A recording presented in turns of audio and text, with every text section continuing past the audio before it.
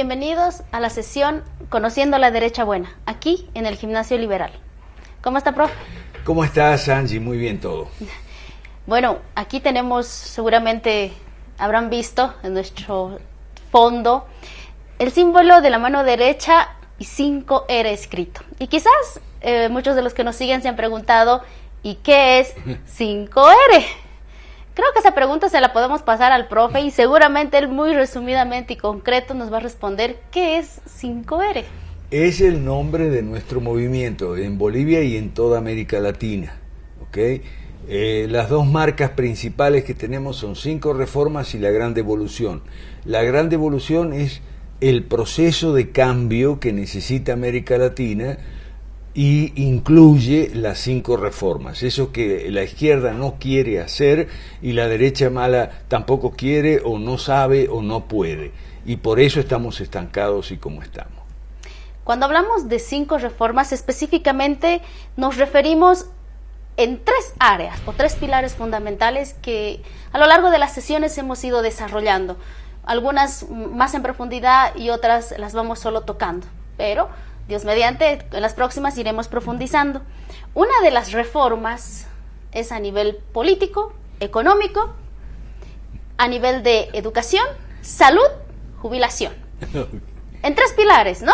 Económico, político, económico y social. Así es. En cuanto a la reforma política, seguramente, recordando las anteriores sesiones, hemos venido hablando de que políticamente necesitamos cambiar de modelo de gobierno. La propuesta de las 5 reformas, ¿cuál es, profesor? Sí, los 3 pilares del liberalismo clásico son, en lo político, gobierno limitado. Esa es la reforma política. En lo económico, mercados libres. Esa es la reforma económica, número 2. Y en lo social, propiedad privada. Y esas son las 3 reformas sociales en la educación, en la salud o en la atención médica y en las jubilaciones y pensiones.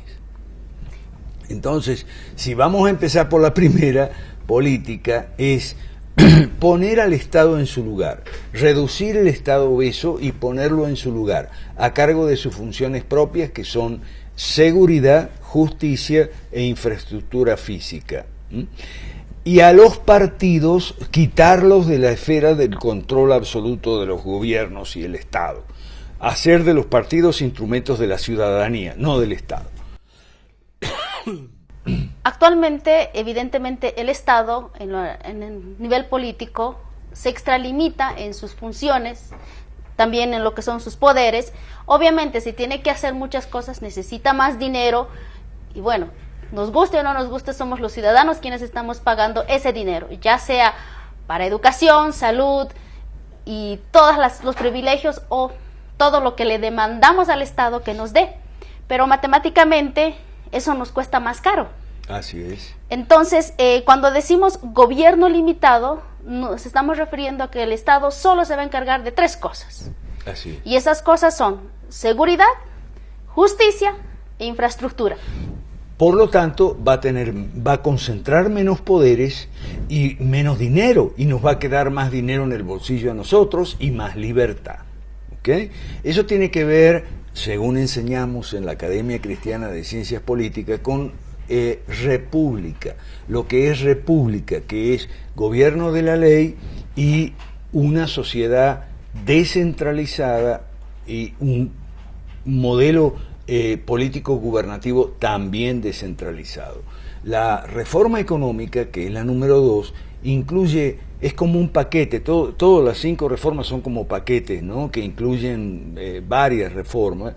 La número 2, economía, incluye dinero sólido, esto es con respaldo metálico, y libre curso monetario, o sea, libre elección de moneda, incluye liberalizar y privatizar las empresas del Estado, los capitales que hoy acumula el Estado, y esa es la fuente de la corrupción, demasiado dinero y demasiado poder en pocas manos, ¿okay? Y pasarlos a la ciudadanía, al sector, a los sectores privados en la economía, que no son solo las grandes empresas, sino también las medianas y las pequeñas.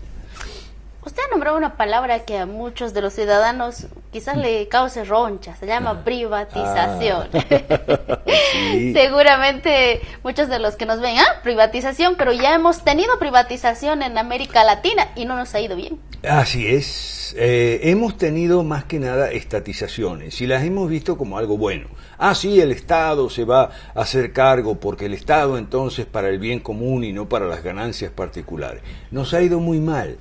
El problema es que las privatizaciones que tuvimos en los 90, neoliberales, consenso de Washington, fueron privatizaciones sucias. Eso significa capitalismo de amigotes, para los amigos, parientes y familiares. Toma esta empresa para vos, toma esta empresa para vos, y entonces así no es, así no funciona. Entonces solo se han repartido. Dentro de la reforma económica estamos hablando de libre mercado. Entre comillas, nada de regulaciones. Bueno, no. Precisamente las regulaciones que son reglamentos para que las empresas privadas hagan las cosas como a los del Estado les parece, les gusta, quieren hacerlo. Entonces, en los 90 pasó una cosa muy particular. Muchas empresas del Estado se las dieron a gente que, como empresas públicas, entre comillas, en realidad estatales, las habían fundido, las habían transformado en empresas endeudadas, obsoletas, controladas por los sindicatos, muchas veces tratando mal a los proveedores, a los trabajadores, etcétera, pero bien a los sindicalistas, eso sí. Okay. Y entonces los mismos que habían fundido las empresas del Estado, muchos de ellos pasaron a ser superintendentes. O sea, los que habían fundido las empresas del Estado, una vez que habían pasado por un proceso de privatización sucia, dijeron, bueno, ahora nosotros le vamos a decir lo que tienen que hacer, vamos a organizar un reglamento para las empresas del tal sector o cual sector, por ejemplo, telecomunicaciones, energía, etcétera, empresas básicas, petróleo, recursos naturales, económicos de origen natural, etcétera, y entonces la superintendencia va a cuidar que ustedes hagan las cosas bien. No, así no es. La competencia libre y abierta es lo que genera excelencia. Bueno, muchos dirán, capitalismo, no. Y además, lamentablemente en este tiempo el capitalismo, especialmente en Latinoamérica, se ha hecho de mala fama, ¿no? Y creo que vale la pena mencionar de que capitalismo lo hacemos esa vendedora que no tiene permiso, la cancha, como llamamos en muchos lugares, es decir, no son los centros de comercio sujetos impuestalmente y todo lo demás. En Bolivia particularmente se tiene una informalidad enorme, ¿verdad? Creo que hemos entrado en los rankings de ser el país más informal a nivel comercial. Eso es capitalismo. Y es muy bueno. La cancha es como se llama el mercado popular más grande que hay aquí en Cochabamba. Hay varios, hay muchos. Yo conozco más de 20 en toda la ciudad. Pero el más grande es la cancha. Entonces yo a todos los amigos que vienen a visitarme de otros países les llevo a dar un paseo por la cancha, porque si la expresión capitalismo popular significa algo, yo quiero que lo vean. Entonces, en la cancha, ¿qué es lo que tenemos? Bueno, con muy pocas regulaciones y reglamentos, la gente trae mercadería de afuera, vende, lo mismo mercancías hechas aquí, ahí se consigue de todo, desde neveras, licuadoras, muebles de oficina, hasta comida, pasando por, como se dice, mercancía seca, etcétera, etcétera, ropa pero montones, y usted tiene de varios precios, varios segmentos, o sea, es multiclasista, policlasista el capitalismo popular.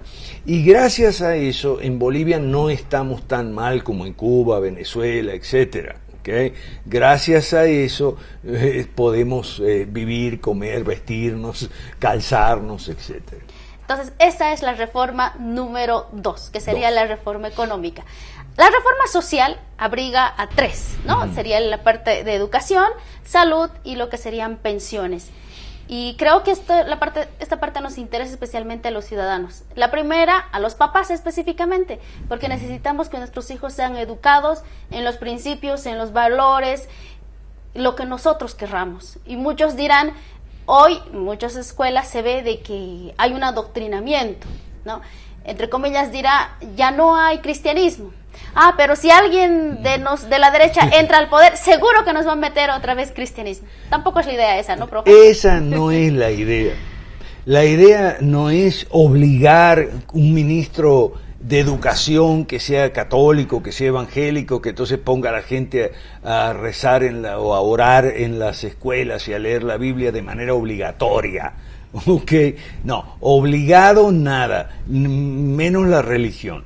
Nosotros, que somos en la Academia Cristiana de Ciencias Políticas y la mayor parte en el movimiento de 5 Reformas somos cristianos, evangélicos o católicos, no queremos eso. Lo que queremos son escuelas privadas, es decir, que haya en cada escuela una educación católica o evangélica o, no sé, adventista o lo que sea, o laicista, o si quieren poner ideología de género en alguna escuela, ok, hagan una escuela, pongan ideología de género y a ver quién va, ok, no de una manera obligatoria. ¿Por qué? Porque nos tenemos confianza. ¿Y por qué nos tenemos confianza? Muy simple, porque la ideología de género no amerita confianza, porque si no, no lo hubieran apoderado la educación pública para hacerlo de manera obligada. Entonces nosotros lo que queremos es que no lo hagan no lo impongan de manera obligada, sino que en las escuelas que quieran poner privadas ideología de género, ahí está. Entonces, las 3 reformas sociales tienen el mismo esquema. Hoy en día tenemos dos segmentos, el segmento público, entre comillas, o sea, estatal, y el segmento privado, entre comillas, o sea, particular, en educación, atención médica y jubilaciones y pensiones. Y eso queremos acabar, con ese apartheid, con esa discriminación. Pues muchos viendo también el seguro de salud que se está haciendo bastante popular en América Latina, sí. Seguro universal de salud, o Sí. si prefieren seguro único de salud. Creo que no hay país en Latinoamérica, entre comillas, que esté peleando por eso, ¿no? Y yo siempre me pregunto y digo, ¿realmente vale la pena que te atiendan gratis y te atiendan mal? Bueno, en Costa Rica se llama la caja y hay toda una mitología alrededor de la caja, ¿no? La caja es algo sacrosanto, nadie pues se mete con la caja. No, que estos tipos de 5 reformas quieren privatizar la caja, ¿qué les pasa? ¿Están locos? Bueno, sí, nosotros queremos privatizar la caja y también queremos privatizar horrores, infiernos en la tierra, como es el Hospital Viedma aquí en Cochabamba, que la gente tiene que ir de noche a dormir en una manta, en la calle, en la vereda, para al otro día a las 8 de la mañana le dan un tiquete para que venga dentro de 6 meses a la cita médica y que no tenga una intervención quirúrgica, porque eso puede demorarse 2 o 3 años. Entonces, no queremos eso, no queremos ese apartheid. Entonces, en los 3 segmentos, educación, atención médica y jubilaciones y pensiones, aplicamos la misma receta. Lo que hoy es del Estado pasa a ser de sus trabajadores empleados, los maestros y profesores, los docentes en el caso de la educación, los médicos y enfermeras y paramédicos en el caso de la atención médica, y en las jubilaciones y pensiones los actuarios y demás gerentes que están ahí. Entonces les entregamos eso para que lo manejen como privados, en competencia con lo que actualmente es privado, y a los más pobres 3 series de bonos para el proceso de transición.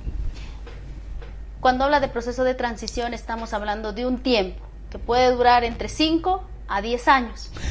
Así es, en los países africanos como Ruanda y Botsuana duró menos de 5 años el proceso de privatización, mejor dicho, los procesos de privatización en la economía y fuera de la economía, en lo social.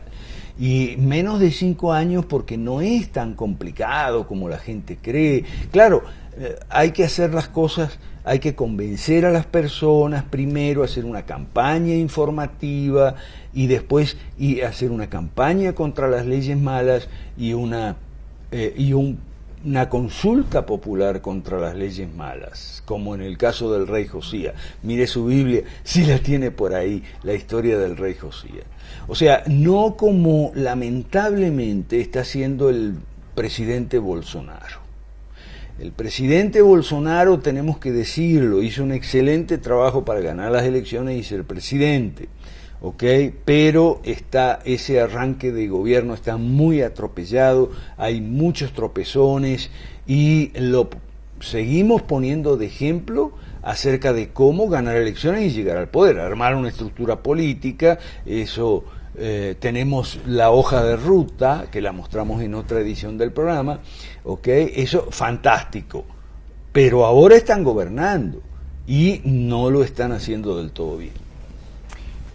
Cuando mencionamos las 5 reformas, nos estamos refiriendo político, económico, salud, educación, son jubilaciones y pensiones. Quizás muchos de los que nos ven estamos bastante acostumbrados a que el Estado se haga cargo y quizás como que nos entra un poco de temor y decir, ¿cómo? No, pero en este caso, si usted es profesor o es médico, pues usted va a ser dueño de la unidad educativa y va a poder poner las reformas que tanto estaba soñando. Ajá. Y los médicos lo mismo. El hospital que tiene que ver con tantas falencias y dice, no sé qué voy a hacer, pues con la reforma en salud tiene la opción de poner toda esa iniciativa, ¿no? Creo que lo que no hay que tenerle miedo aquí es al trabajo. La opción y el capital. Por eso el proceso que incluye las 5 reformas, el proceso entero, se llama la gran devolución. Devolver a la gente ¿qué? Funciones, poderes, o sea, libertades y recursos que han sido apropiados por el papá gran estado de bienestar, el estado benefactor, bienestar entre comillas, ¿no? Entonces, eso se llama la gran devolución. Pero para eso hay que derogar las leyes malas. Para eso hay que tener una mayoría solvente en el Congreso. Bolsonaro no la tiene, ¿ok? Entonces, las leyes malas son los que impiden las reformas. Muchas veces llegan a los gobiernos personas bien intencionadas, de buena voluntad, decentes, honestas, no llegan a robar pero sin embargo no pueden hacer nada. No pueden hacer absolutamente nada porque las leyes malas nos atan las manos y les atan las manos a ellos. Por eso la derogación de las leyes malas, todas, catálogo de las leyes malas, lo puede ver en la página web foroliberaldeamericalatina.org. La derogación de las leyes malas es condición previa a las 5 reformas. Ahora, la derogación de las leyes malas también tiene un paso previo, que es el tomar distancia de los organismos multinacionales, el Fondo Monetario, el FMI, la UNESCO, etcétera, el Banco Mundial, que imponen las leyes malas a título de acuerdos y convenios.